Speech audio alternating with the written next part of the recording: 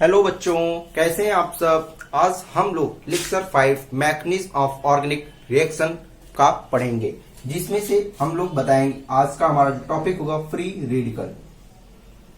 Free radical, आइए हम free radical के पहले अपने पिछले वीडियोस को बारे में थोड़ा सा डिस्कस करते हैं। अभी तक हम लोग क्या क्या पढ़ चुके हैं। हमारा जो टॉपिक चल रहा है वो है रिएक्टिव इंटरमीडिएट। रिएक्टिव इंटरमीडिएट, जिसमें हम लोग रिएक्टिव इंटरमीडिएट में फर्स्ट पढ़ चुके हैं कार्बोकेटायन, और सेकेंड हम लोग पढ़ चुके हैं कार्बेनायन। और आज हम लोग का जो टॉपिक है टॉपिक नंबर 3 फ्री रेडिकल। आइए थोड़ा सा हम लोग कार्बोकेटायन और कार्बोएनायन के बारे में समझते हैं। कार्बोकेटायन और कार्बोएनायन होता क्या है, क्योंकि इसके थ्रू ही हम लोग फ्री रेडिकल को आसानी से समझ सकते हैं। आइए अगर हम लोग कार्बोकेटायन की बात करें तो हम कह सकते हैं any carbon atom which contain positive charge are known as carbocation, या हम कह सकते हैं positively charge carbon atom are known as carbocation. तो ये हमारा क्या हो गया, कार्बन है, कार्बन के ऊपर क्या है पॉजिटिव चार्ज, तो हम इसको क्या कहेंगे कार्बोकेटायन कहेंगे। अगर ये बात करें कार्बोकेटायन का फॉर्मेशन की, तो कार्बोकेटायन की जो फॉर्मेशन होती है वो किसके थ्रू होती है, जब हम लोग बॉन्ड की क्लीवेज हेट्रोलिटिक मेथड के द्वारा करते हैं तो हमें कार्बोकेटायन का फॉर्मेशन होता है। आइए बॉन्ड ब्रेकिंग पढ़ने से पहले थोड़ा सा हम लोग कार्बोएनायन को भी समझ लेते हैं। कार्बोएनायन क्या होता है कि any carbon atom which contain negative charge are known as carbanion. अब यहाँ पे देखिए कार्बन एटम है, ये क्या लिया नेगेटिव चार्ज, तो हम इसको क्या कहेंगे कार्बोएनायन। आइए अब हम लोग बॉन्ड क्लीवेज पढ़ते हैं कि कार्बोकेटायन और कार्बोएनायन का फॉर्मेशन कैसे होता है। अगर यहाँ पे बात करें, जैसा अभी हमने बताया, अगर हम कार्बन को किसी एक यम मेटल के एम के द्वारा बॉन्ड बनता है, यह बॉन्ड कैसा होता है कोवैलेंट बॉन्ड होता है। यह बॉन्ड जो हमारा होता है कोवैलेंट बॉन्ड होता है। अगर यहाँ पे हम बॉन्ड का क्लीवेज करेंगे, जो अगर हमको कार्बोकेटायन का फॉर्मेशन करना है, तो जो हमारा यम होना चाहिए यह एम, इसकी इलेक्ट्रोनेगेटिविटी कार्बन से अधिक होनी चाहिए। अगर हम लोग कह दें electronegativity of carbon is less than electronegativity of M, electronegativity of M, यहाँ पे इस सेंटेंस का क्या मीनिंग है। देखिए इलेक्ट्रोनेगेटिविटी वर्ड इसलिए यूज किया गया है क्योंकि हमें जब हम लोग हेट्रोलिटिक क्लीवेज करेंगे तो वहां पे हमें इलेक्ट्रॉन के मूवमेंट को दिखाना होगा। तो अगर इलेक्ट्रॉन का मूवमेंट किधर होगा, तो इलेक्ट्रॉन का मूवमेंट उस एलिमेंट की तरफ होगा जिसकी इलेक्ट्रोनेगेटिविटी ज्यादा है। तो यहाँ पे अगर देखेंगे, अगर जब हम लोग इस बॉन्ड को ब्रेक करेंगे, अगर यहाँ पे हम लोग हेट्रोलिटिक क्लीवेज करेंगे, हेट्रोलिटिक क्लीवेज जब करेंगे और अब इस बॉन्ड को हम लोग ब्रेक करेंगे, जैसे इस बॉन्ड को ब्रेक करेंगे हम अब बॉन्ड को इस डायरेक्शन में मूव करेंगे। क्यों, क्योंकि यहाँ पे जो जिस एलिमेंट की इलेक्ट्रोनेगेटिविटी ज्यादा होती है वो अपनी तरफ इलेक्ट्रॉन को क्या करता है पुश कर लेता है, खींच लेता है। इसकी वजह से अब यहाँ पे कार्बन के ऊपर क्या हो गया पॉजिटिव चार्ज। क्यों, कार्बन का जो इलेक्ट्रॉन था वो किसके पास चला गया, एम के पास चला गया, और एम कंटेन नेगेटिव चार्ज। ये देखिए हमारा क्या फॉर्मेशन हो गया, ये कार्बोकेटायन, यहाँ पे जनरेशन ऑफ कार्बोकेटायन। अगर नेक्स्ट अगर हम बात करें कार्बोएनायन की फॉर्मेशन की, तो अगर हम यहाँ पे कोई मेटल यन ले लेते हैं और ये रिप्रेजेंट करते हैं कि कोवैलेंट बॉन्ड, क्या है ये कोवैलेंट बॉन्ड, और यहाँ पे जो electronegativity of carbon is greater than electronegativity of nitrogen यन। अब यहाँ पे देखिए इलेक्ट्रोनेगेटिविटी ऑफ यन, जो यन से कार्बन की इलेक्ट्रोनेगेटिविटी क्या है ज्यादा है। अब यहाँ पे यन, यहाँ पे आप यन का मतलब नाइट्रोजन नहीं समझेंगे, यन के स्थान पे हम कुछ और ग्रुप ले लेते हैं, जैसे हम कोई Y ले लेते हैं, electronegativity of carbon is greater than electronegativity of Y। अब क्या होगा, अब यहाँ पे जैसे ही यहाँ पे M की इलेक्ट्रोनेगेटिविटी ज्यादा है तो हम बॉन्ड का मूवमेंट इस तरफ दिखाए, अब यहाँ पे हम इलेक्ट्रॉन का मूवमेंट इस तरफ दिखाएंगे, और यहाँ पे भी क्या होगा हेट्रोलिटिक क्लीवेज होगा। अब यहाँ पे देखिए कार्बन के ऊपर क्या इलेक्ट्रॉन आ रहा है, तो कार्बन कैसा हो जाएगा नेगेटिव चार्ज, जैसे ही carbon negative charge Y contain positive charge. अब यहाँ पे किसका फॉर्मेशन हुआ कार्बोएनायन का, यहाँ पे किसका फॉर्मेशन हुआ कार्बोएनायन का। आइए अब हम चलते हैं अपने टॉपिक फ्री रेडिकल पे। हम लोग फ्री रेडिकल जब पढ़ेंगे तो वहां पे जो बॉन्ड का मूवमेंट होगा, बॉन्ड का क्लीवेज होगा, वो जो होगा होमोलिटिक मेथड से होगा। किस मेथड से?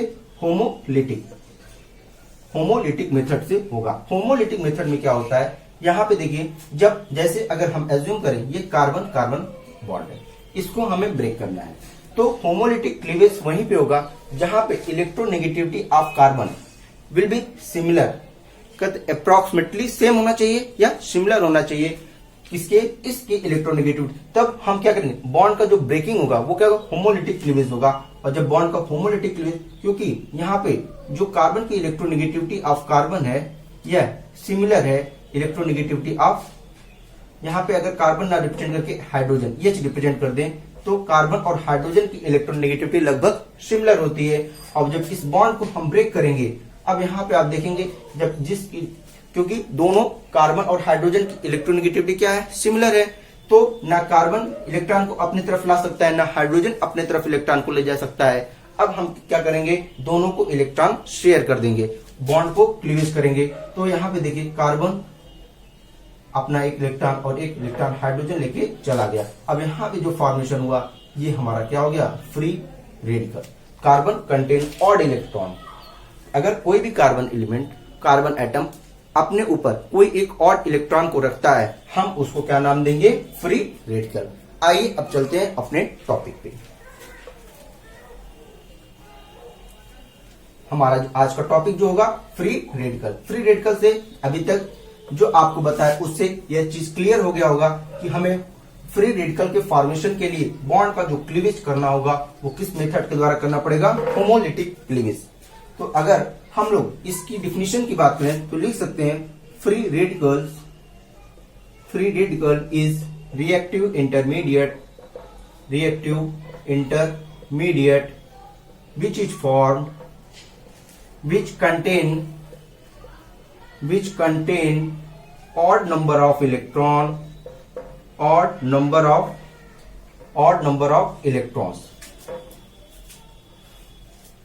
यहां पे जो कार्बन एटम होगा वो क्या करेगा, odd number of electron. And यहां पे लिख सकते हैं free radicals are form by homolytic cleavage of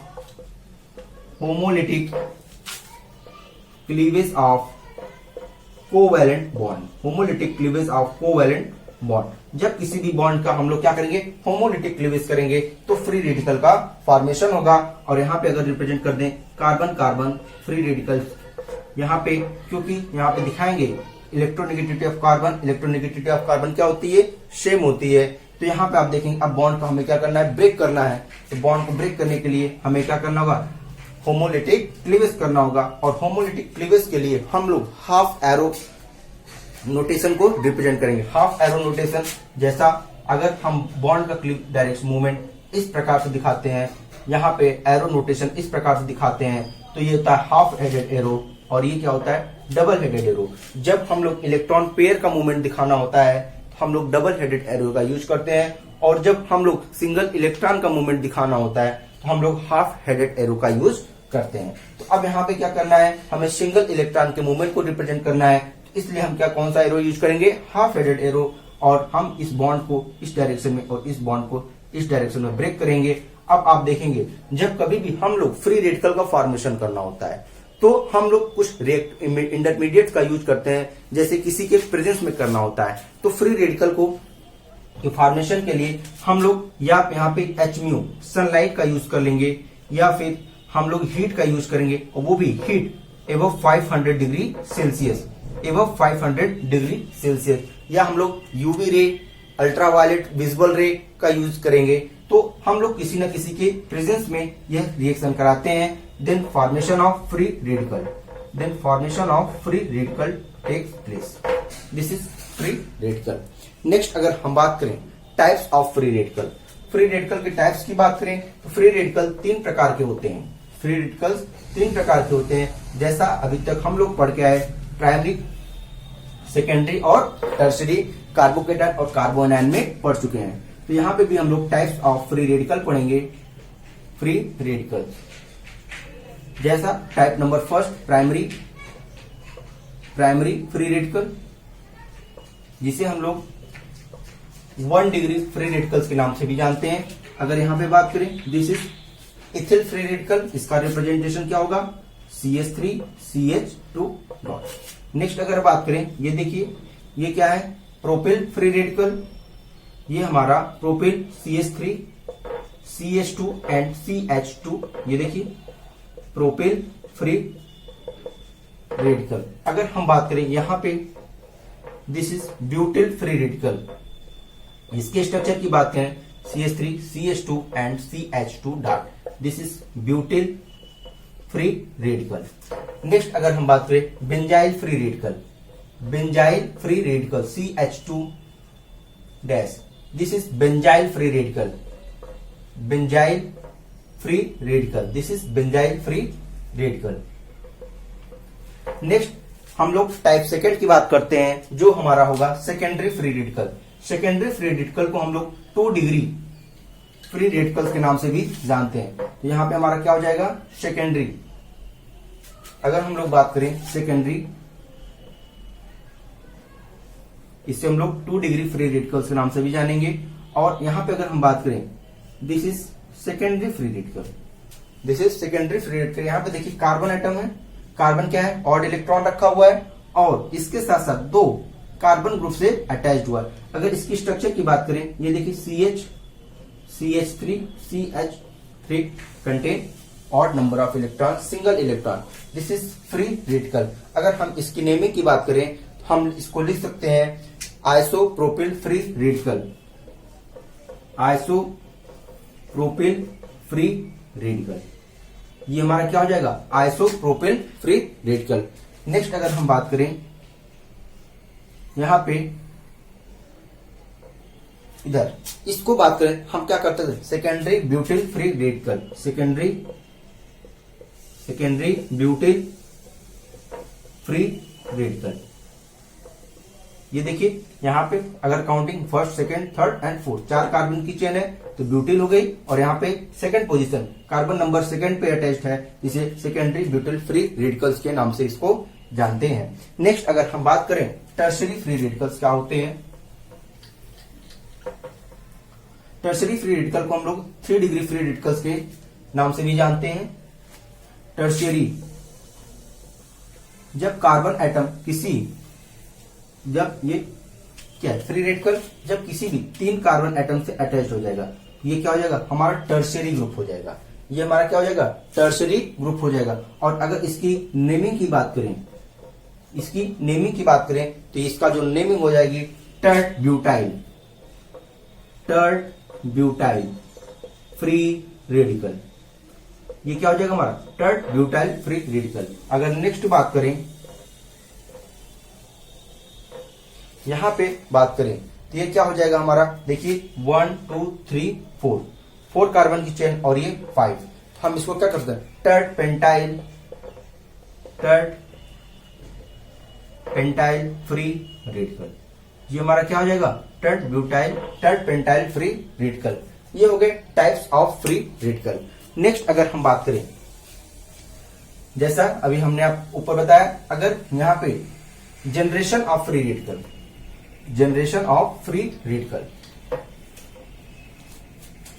next जो हमारा होगा topic generation of free radical का हम लोग जनरेशन कैसे जनरेट करते हैं, तो हम क्या बताएं, फ्री रेडिकल्स आर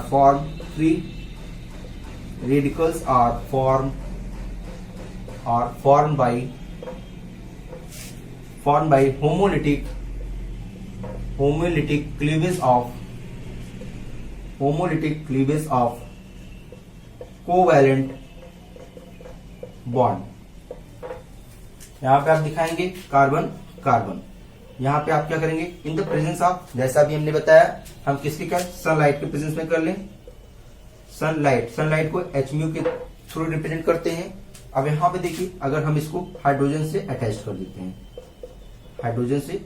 देते हैं, अब यहाँ पे हमें बॉन्ड की ब्रेकिंग करनी है, हम लोग बॉन्ड को इस प्रकार हाफ एरो के थ्रू रिप्रेजेंट करेंगे और फॉर्मेशन होगा, ये देखिए 1 यूनिट इस और यह 1 यूनिट यह, तो हम क्या कर सकते हैं, 2 यूनिट फ्री रेडिकल का फॉर्मेशन हुआ। 2 यूनिट फ्री रेडिकल का फॉर्मेशन हुआ। अभी एक क्वेश्चन हमारे दिमाग में आता है कि फ्री रेडिकल्स का जो फॉर्मेशन होता है हम किस किस मीडियम्स के प्रेजेंस में कर सकते हैं। तो जो फ्री रेडिकल का फॉर्मेशन होगा हम उसको किस किस मीडियम्स के प्रेजेंस में कर सकते हैं। तो इसमें हमारा फर्स्ट होगा, हम इसको हीट के प्रेजेंस में कर सकते हैं। हीट के प्रेजेंस में बट कंडीशन होनी चाहिए, जो हमारा हीट होना चाहिए वो 500 डिग्री सेल्सियस से ज्यादा होना चाहिए। हीट हमारा 500 डिग्री सेल्सियस से ज्यादा। दूसरा हम लोग इलेक्ट्रिसिटी के प्रेजेंस में भी यह रिएक्शन करा सकते हैं। तीसरा, अगर हम लोग लाइट के प्रेजेंस में भी यह रिएक्शन कराते हैं। कौन कौन से लाइट? यूवी रे के प्रेजेंस में। नेक्स्ट हम लोग विजिबल रे के प्रेजेंस में यह रिएक्शन करा सकते हैं। अगर हम बात करें पर ऑक्साइड्स के प्रेजेंस में हम ये रिएक्शन कराएंगे। और आप क्लास 12 में पर oxide anti Markovnikov reaction benzyl पर ऑक्साइड्स के प्रेजेंस में कराया जाता है। तो जब आप पर ऑक्साइड्स के प्रेजेंस में रिएक्शन करेंगे तो वहां पे आपको फ्री रेडिकल्स का फॉर्मेशन होगा। और नेक्स्ट और लास्ट हम कर सकते हैं रेडिकल्स के प्रेजेंस या फ्री रेडिकल्स खुद रिएक्शन कर सकते हैं। तो हमारा फ्री रेडिकल का जनरेशन इन मीडियम्स के प्रेजेंस में यदि हम रिएक्शन कराते हैं तो इसका फॉर्मेशन होगा, फ्री रेडिकल्स का फॉर्मेशन होगा। नेक्स्ट अगर हम आइए इस टॉपिक का सबसे इंपॉर्टेंट क्वेश्चन यहीं से अराइज होता है, स्ट्रक्चर ऑफ फ्री रेडिकल, जो काफी कह सकते हैं कि कंफ्यूजन का होता है कि स्ट्रक्चर ऑफ फ्री रेडिकल्स क्या होते हैं। यहां पे आज हम आपको बताते हैं स्ट्रक्चर ऑफ, जैसा अभी तक अगर हम बात करें स्ट्रक्चर ऑफ फ्री रेडिकल, जैसे अभी तक कार्बोकेटायन और कार्बो एनायन में हम लोग क्या करते थे, उसके स्ट्रक्चर को निकालने के लिए सबसे पहले हम क्या निकालते हैं, हाइब्रिडाइजेशन निकालते हैं। यहाँ पे भी हम क्या करेंगे, हाइब्रिडाइजेशन निकालेंगे। जैसे अगर यहाँ पे बात करें carbon, hydrogen and hydrogen, this is, ये क्या है, एक जनरल स्ट्रक्चर। हम कभी भी हाइब्रिडाइजेशन निकालने के लिए सबसे पहले हम उस कंपाउंड का क्या बनाएंगे, जनरल स्ट्रक्चर बनाएंगे। हमने फ्री रेडिकल्स का जनरल स्ट्रक्चर बना लिया। आइए अब हम हाइब्रिडाइजेशन का फार्मूला लिखते हैं। हम लोग लिखते हैं हाइब्रिडाइजेशन इज इक्वल टू क्या होता है, number of sigma bond plus lone pair, ये होता है। अगर यहाँ पे हाइब्रिडाइजेशन की जो वैल्यू होती है अगर वो 4 हो जाएगी तो हाइब्रिडाइजेशन क्या हो जाएगी, sp3। अगर यहाँ पे ये वैल्यू 3 हो जाती है तो क्या हो जाएगी, sp2। और अगर 2 हो जाएगा तो क्या हो जाएगा, sp हाइब्रिडाइजेशन होगा। आइए हम यहाँ पे पहुंचते हैं। तो यहाँ पे फ्री रेडिकल्स में कितने नंबर ऑफ सिग्मा बॉन्ड है, कैलकुलेट करें, 1 2 3। आप देखेंगे कि 3 नंबर ऑफ सिग्मा बॉन्ड है। और लोन पेयर, क्या यहाँ पे कोई लोन पेयर है, नहीं है। लोन पेयर करने का सेंस है जब 2 इलेक्ट्रॉन साथ में होंगे तो क्या होंगे, पेयर, लोन पेयर। लेकिन यहाँ पे क्या है, सिंगल इलेक्ट्रॉन है, ये लोन पेयर नहीं है। ये क्या है, एक फ्री सिंगल इलेक्ट्रॉन है। इसको क्या हम हाफ लोन पेयर के थ्रू रिप्रेजेंट कर सकते हैं 0.5 कर देंगे, क्योंकि अगर एक इलेक्ट्रॉन पेयर 1 हो गया तो ये क्यों 2 है, नहीं है, एक ही है, तो इसको हम 0.5 कर दें। तो अब आइए यहाँ पे अगर हम बात करें हाइब्रिडाइजेशन में नंबर ऑफ सिग्मा बॉन्ड कितना, 3 प्लस लोन पेयर कितना है, 0.5, हम इसको करें 3.5। अब ये देखिए हमारा जो हाइब्रिडाइजेशन की जो वैल्यू है कितनी है, 3.5। बट क्या जो हम लोग अभी तक हाइब्रिडाइजेशन स्टडी किए हैं, क्या वहां पे 3.5 कहीं पे लाई करता है, इस सीरीज में कहीं 3 पॉइंट है, नहीं है। अब ये क्या हुई, जो 3.5 हो गई यह इसके बीच की पॉइंट हो गई। अब हम लोग क्या करेंगे, अब यहाँ पे हम लोग के लिए एक प्रॉब्लम हो गई। तो क्या होगा स्ट्रक्चर हमारा फ्री रेडिकल्स का। आइए हम आपको एक अच्छी से स्ट्रक्चर के बारे में बताते हैं। अब हमारा हाइब्रिडाइजेशन जो निकला वो कितना निकला, 3.5। अब यहाँ पे देखिए हाइब्रिडाइजेशन को हम लोग 2 कंडीशन में पढ़ेंगे। पहला कंडीशन, अगर यह कार्बन फ्री रेडिकल जो अपने 3 कोवैलेंट बॉन्ड्स के थ्रू बंधा हुआ है, वह एलिमेंट, अगर यह एलिमेंट हमारा हाइड्रोजन हो या कार्बन हो, हाइड्रोजन या कार्बन, कहने का सेंस है ऐसे एलिमेंट हो जो इससे इसकी इलेक्ट्रोनेगेटिविटी क्या हो, इक्वल हो या सिमिलर हो। इक्वल तो होगी नहीं, सिमिलर हो सकती है। तो यहाँ पे इसकी इलेक्ट्रोनेगेटिविटी क्या हो, सिमिलर हो, या हाइड्रोजन और कार्बन जैसे ग्रुप से यह अटैच्ड हो। हाइड्रोजन से अटैच हो सकता है hydrogen free radical, CH3 free radical या CH3 CH2 फ्री रेडिकल। अगर इस टाइप्स के मॉलिक्यूल्स के द्वारा और कंपाउंड्स के द्वारा अगर ये फ्री रेडिकल ज्वाइंट होगा तो हम लोग जो इसका हाइब्रिडाइजेशन कैलकुलेट करेंगे, हाइब्रिडाइजेशन लेंगे, वह क्या लेंगे, sp2 हाइब्रिडाइजेशन लेंगे। आइए बता स्ट्रक्चर के बारे में बताएं। तो यहाँ पे हम लोग क्या हाइब्रिडाइजेशन मान लेते हैं। अगर यहाँ पे हमने दो कंडीशन बना, पहला कंडीशन हम मानते हैं कि जब हमारा स्ट्रक्चर हाइब्रिडाइजेशन क्या होना चाहिए, sp2 होगा, क्योंकि जो 3.5 है ना इसमें लाइक करता है ना इसमें लाइक करता है, ये दोनों के बीच का है। तो हम लोग एक बार इस कंडीशन में भी चेक करेंगे और एक इस कंडीशन को भी लेंगे। जनरली क्या होता है, आपसे अगर पूछा जाए कि what is the structure of free radical या what is hybridization of free radical, आप क्या बताएंगे कि जो फ्री रेडिकल होता है वह उसका जो हाइब्रिडाइजेशन होता है sp2 बताएंगे जनरली। क्योंकि ये जब आपसे जब कोई क्वेश्चन कॉम्प्लिकेशन में ले जाता है, तो कोई कॉम्प्लिकेशन में ले जाएगा तब आप बताएंगे, तब आप वहां पे एक क्लू देंगे। क्या क्लू होगा कि जब यहाँ पे हमारा sp3 हाइब्रिडाइजेशन भी होता है, लेकिन उसके लिए कुछ कंडीशंस होने चाहिए, तभी जो स्ट्रक्चर होता है फ्री रेडिकल का आप कहेंगे पिरामिडल होगा। यहाँ पे आइए, जब हाइब्रिडाइजेशन क्या हुआ, sp2 हुआ, तो हमारा जो ज्योमेट्री होगा वो क्या हो जाएगा, ज्योमेट्री हमारा हो जाएगा प्लेनर, ट्राइगोनल प्लेनर। हमारी जो ज्योमेट्री होगी ट्राइगोनल प्लेनर। नेक्स्ट बात करें शेप क्या होगा, शेप भी हम बताएंगे, हमारा जो शेप होगा ट्राइगोनल प्लेनर होगा। हमारा जो शेप भी होगा वो क्या होगा, ट्राइगोनल प्लेनर। यहां पे अगर हम बॉन्ड एंगल की बात करेंगे, बॉन्ड एंगल जो होगा वो भी हमारा 120 डिग्री का होगा। और यहाँ पे सबसे important magnetic behaviour, magnetic behaviour, magnetic behaviour कैसा होगा, देखिए क्योंकि free radical odd number of electron contain करता है, इसलिए कैसा होता है, पैरामैग्नेटिक नेचर का होता है, पैरामैग्नेटिक नेचर का होता है। तो फ्री रेडिकल कैसा होता है, पैरामैग्नेटिक बिहेवियर का होता है। अब यहाँ पे क्या ये स्ट्रक्चर हमारा सही है, नहीं, हमें कैसा बना है, ट्राइगोनल प्लेनर स्ट्रक्चर बना है। अब यहाँ पे देखिए तो स्ट्रक्चर क्या हो जाएगा, कार्बन, यहाँ पे देखिए एक हाइड्रोजन, एक हाइड्रोजन, एक हाइड्रोजन, आप यहाँ पे हम मान लेते हैं हाइड्रोजन के द्वारा जुड़ा हुआ है। अब यहाँ पे देखिए अगर हाइब्रिडाइजेशन क्या है, sp2 है, इसका मतलब एक यस है, दो p ऑर्बिटल है, इसका मतलब यहाँ पे हम कर सकते हैं एक यस और दो p, दो p में कौन हो सकता है, एक px होगा, एक py होगा। अब यहाँ पे देखिए तीन ऑर्बिटल इन्वॉल्व है, एक इम्पटी ऑर्बिटल है, कौन है, pz ऑर्बिटल जो हमारा इम्पटी है। अब वहां पे देखिए, ये देखिए जो इम्पटी pz ऑर्बिटल होगा वह सिग्मा बॉन्ड के ऊपर परपेंडिकुलर वे में लाई करेगा। जैसे अगर एग्जांपल की बात करें, ये हमारा यहाँ पे आप लीजिए, यहाँ पे अगर हम कार्बन एटम रख दें तो एक क्या होगा, एक इस तरफ होगा, एक इस तरफ होगा, एक इस तरफ होगा, तो तीन बॉन्ड तीन डायरेक्शन में हो जाएगा। और जो हमारा pz ऑर्बिटल होगा वह परपेंडिकुलर एक ऐसे लोब में और एक ऐसे लोब में रिप्रेजेंट होगा। तो हम लोग pz ऑर्बिटल को इस प्रकार रिप्रेजेंट करेंगे, और जो pz ऑर्बिटल होगा वो क्या कर, एक सिंगल इलेक्ट्रॉन उसको दे देंगे। तो ये क्या होगा, structure of free radical when hybridization is sp2। अब देखिए सेकेंड केस की बात करते हैं, कब इसका हाइब्रिडाइजेशन क्या होता है, sp3 होता है। sp3 हाइब्रिडाइजेशन होने का सेंस ये है कि यहाँ पे जब अगर इसी हाइड्रोजन को हम इससे रिप्लेस कर दें फ्लोरीन से, मतलब कहने का सेंस है मोस्ट इलेक्ट्रोनेगेटिव एलिमेंट्स के साथ जिसके पास लोन पेयर हो। अब जैसे यहाँ पे हमने फ्लोरीन लगा दिया, फ्लोरीन के पास क्या है, लोन पेयर है, फ्लोरीन के पास क्या है, लोन पेयर है। अब आप देखेंगे यह लोन पेयर और यह लोन पेयर, ये क्या है, लोन पेयर और यह इलेक्ट्रॉन, इन दोनों के बीच क्या होना चाहिए, रिपल्सन शुरू होगा।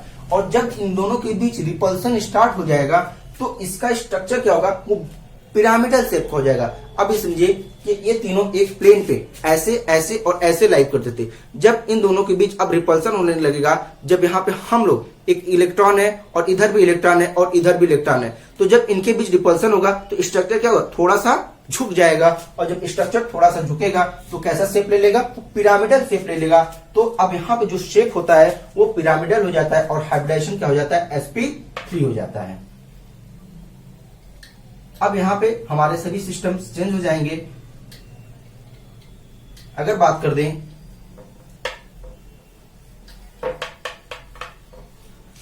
अगर यहाँ पे अगर कार्बन किससे अटैच्ड हो, किसी भी मोस्ट इलेक्ट्रोनेगेटिव एलिमेंट, फ्लोरीन हो गया, क्लोरीन हो गया, या ऐसे एलिमेंट जो लोन पेयर कंटेंट की हो, तो हमारा हाइब्रिडाइजेशन क्या हो जाएगा,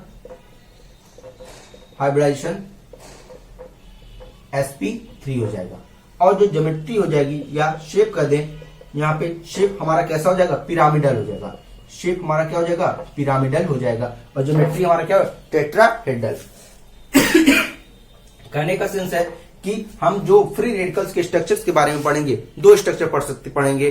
पहला स्ट्रक्चर, जब कार्बन किसी सिमिलर इलेक्ट्रोनेगेटिव एलिमेंट के साथ जुड़ा हो, जैसे हाइड्रोजन CH3 CH2 इस तरफ फ्री रेडिकल्स के जुड़ा हो, तो उसका हाइड्रोजन जो शेप होगा वो क्या हो जाएगा, ट्राइगोनल प्लेनर। उसका शेप क्या होगा, ट्राइगोनल प्लेनर। बट जैसे ही यह फ्री रेडिकल किसी मोस्ट इलेक्ट्रोनेगेटिव एलिमेंट्स के द्वारा जुड़ा हो, जिसके ऊपर लोन पेयर हो, तो वहां पे क्या होगा, लोन पेयर और ऑर्बिटल्स में क्या होना, रिपल्सन स्टार्ट हो जाएगा, जिसकी वजह से यह शेप अब ट्राइगोनल प्लेनर के फॉर्म में न रह के अब इसका जो शेप हो जाएगा वो क्या हो जाएगा, इस टाइप में हो जाएगा। कार्बन, यहाँ पे फ्लोरीन, फ्लोरीन एंड फ्लोरीन, और अब आप इसको यहाँ पे फ्री रेडिकल आप दिखा सकते हैं। तो ये क्या हो जाएगा, स्ट्रक्चर।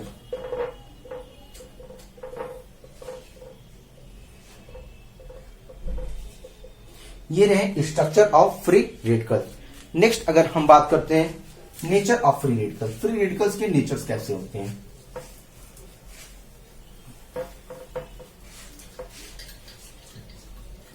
अगर हम लोग फ्री रेडिकल्स के नेचर्स की बात करें,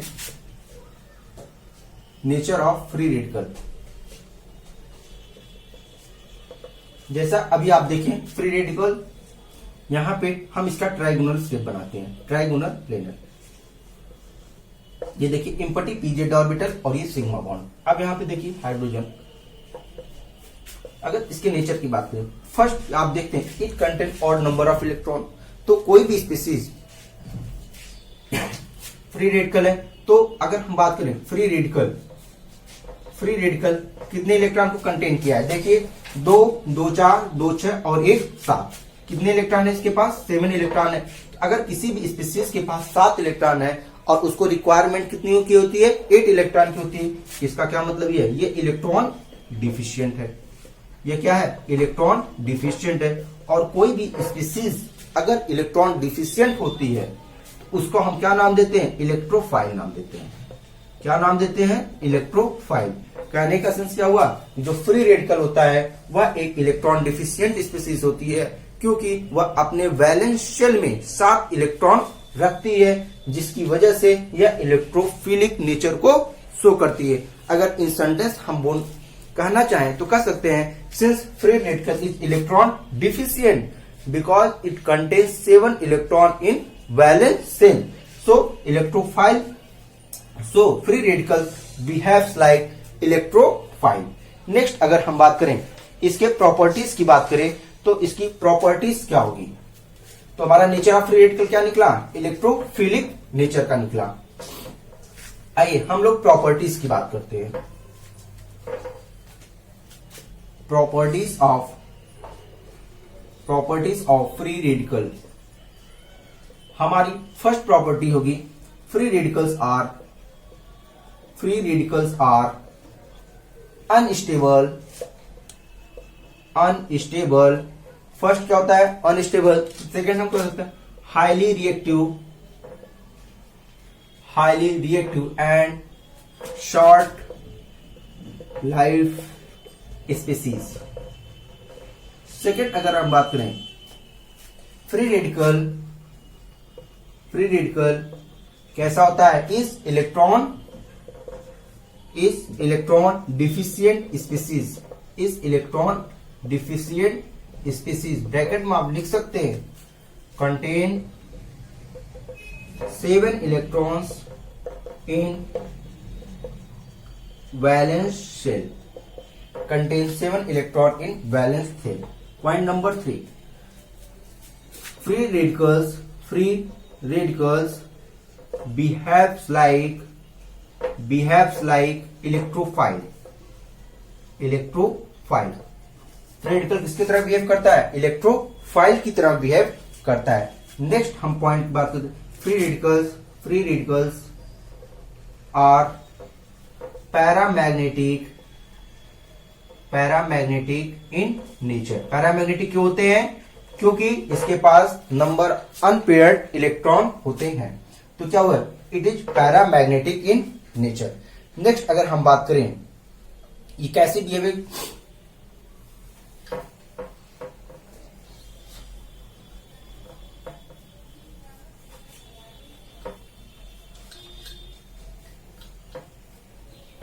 6 पॉइंट की बात करें, 5th पॉइंट की, फ्री रेडिकल्स आर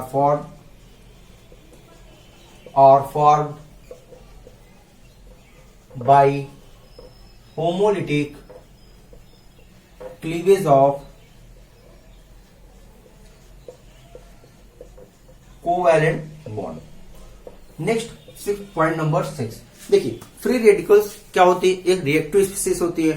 तो फ्री रेडिकल्स कैसी स्पीसीज से रिएक्ट करनी चाहिए, तो फ्री रेडिकल ऐसी ही स्पीसीज से रिएक्ट करने पसंद करेगी जिसके पास क्या होना चाहिए, फ्री इलेक्ट्रॉन होने चाहिए, ऑड इलेक्ट्रॉन होने चाहिए। तो हम कह सकते हैं free radicals reacts with free radical species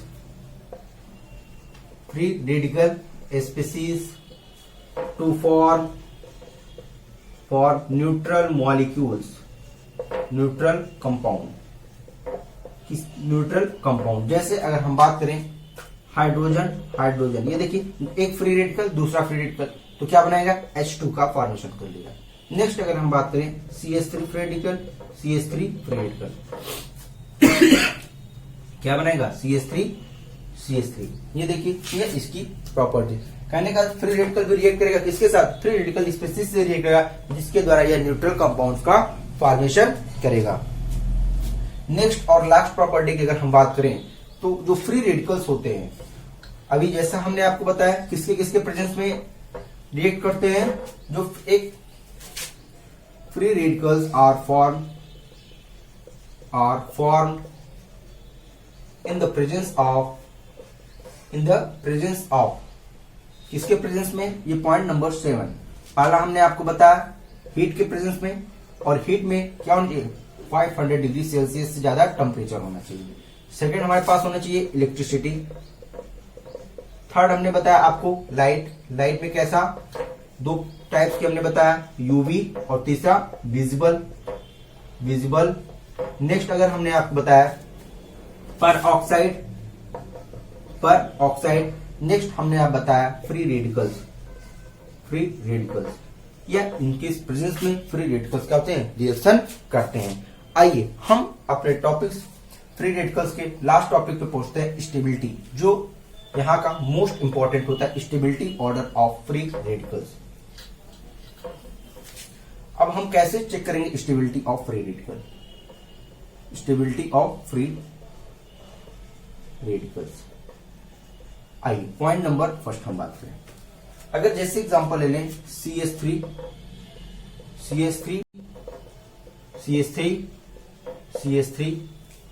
next बात करें CH3H फ्री रेडिकल। अब हम यहां से आपको कहते हैं arrange the following compounds in increasing order of their stability. First हम आपको पॉइंट यहां पे रिमेंबर होना चाहिए, किसी कंपाउंड के पास अगर एरोमेटिक नेचर है, कैसा नेचर है, एरोमेटिक नेचर, वो ज्यादा स्टेबल होगा कंपेयर टू अगर किसी कंपाउंड के पास हाइपर कॉन्जुगेशन है, वो कंपेयर टू ज्यादा इंडक्टिव इफेक्ट। आइए अब हम अपने क्वेश्चन पे आते हैं। तो अगर एरोमेटिक नेचर होगा सबसे ज्यादा होगा। नेक्स्ट यहाँ पे रेजोनेंस सबसे ज्यादा, aromatic nature, then resonance, then hyperconjugation, then inductive effect, then आप लास्ट कर सकते हैं एक एंटी एरोमेटिक कैरेक्टर,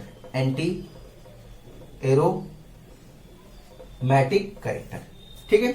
आइए हम अपने क्वेश्चन पे आते हैं। यहाँ पे देखते हैं अगर क्या इसका हाइपर कॉन्जुगेटिंग स्ट्रक्चर बनाएंगे तो क्या इसके पास अल्फा हाइड्रोजन है, नहीं, अल्फा हाइड्रोजन 0 अल्फा हाइड्रोजन।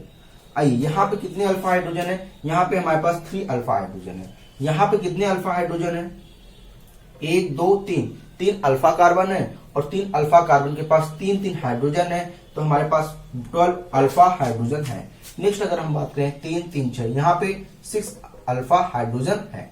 अब देखिए नेक्स्ट, हमें मालूम है कि किसी भी फ्री रेडिकल्स के पास जितना ज्यादा हाइपर कॉन्जुगेशन स्ट्रक्चर होगा वह कंपाउंड उतना ही ज्यादा स्टेबल होगा। तो हम अगर स्टेबिलिटी ऑर्डर चेंज करें, number of alpha hydrogen is equal to number of hyperconjugating structure. तो इसका हाइपर कॉन्जुगेटिंग स्ट्रक्चर 0, इसका हाइपर कॉन्जुगेटिंग स्ट्रक्चर 3, इसका 12 और इसका 6। तो हमारा जो ऑर्डर हो जाएगा थर्ड, हमारे पास सबसे ज्यादा hyperconjugating structure, then fourth, then second और देन फर्स्ट। ये हमारी स्टेबिलिटी ऑर्डर हो जाएगी। नेक्स्ट अगर हम बात करें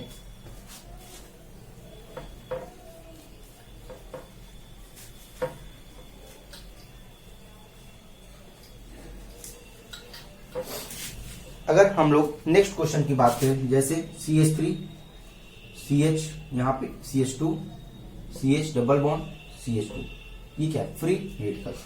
नेक्स्ट अगर हम बात करें CH3 CH एंड CH3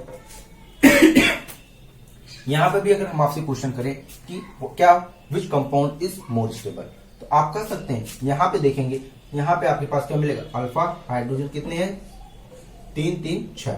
तो हाइपर कॉन्जुगेटिंग स्ट्रक्चर कितने बनेंगे? 6। अगर यहाँ पे बात करें, यहाँ पे देखिए double bond, single bond and free electron, तो इसके पास इम्पटी p ऑर्बिटल है। जब इसके पास इम्पटी p ऑर्बिटल होगा तो यहाँ पे एक कॉन्जुगेशन बनेगा, जिसकी वजह से यहाँ पे क्या आ जाएगा?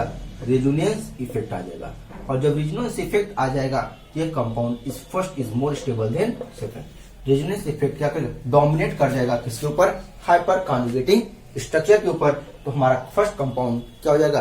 मोर स्टेबल हो जाएगा। नेक्स्ट अगर हम बात करें आपसे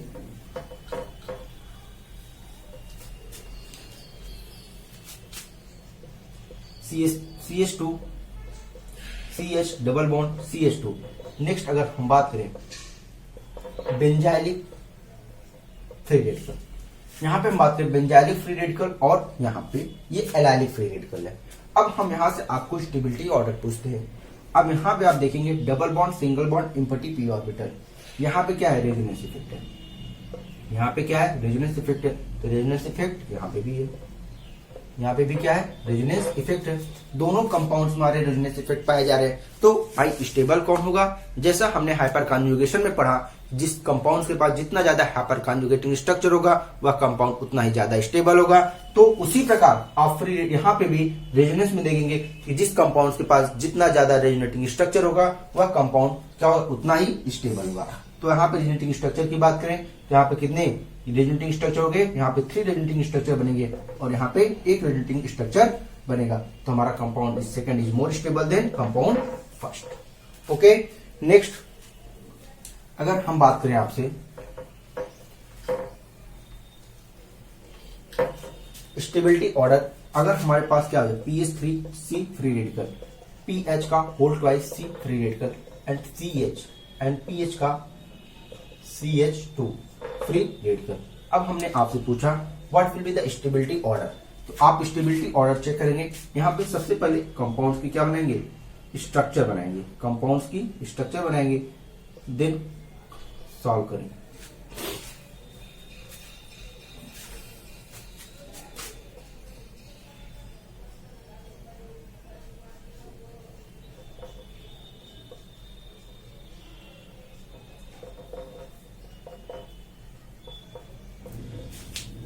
अब आप यहां पे बनाएंगे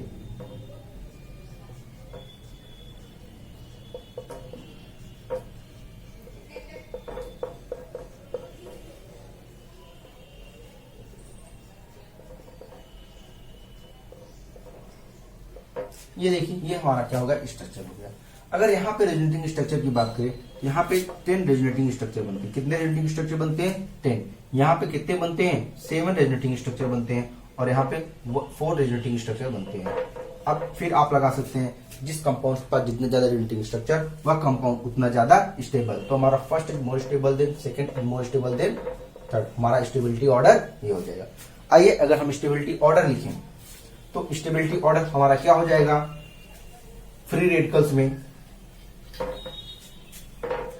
तो अगर हम यहां पे बात करें तो हमारा PH3C free radical more stable than PH whole twice C free radical more stable than PH CH2 free radical then stability will be CH2 free radical CH double bond CH2 more stable than CH3 whole thrice C free radical more stable than CH3 whole twice C free radical more stable than CH3 C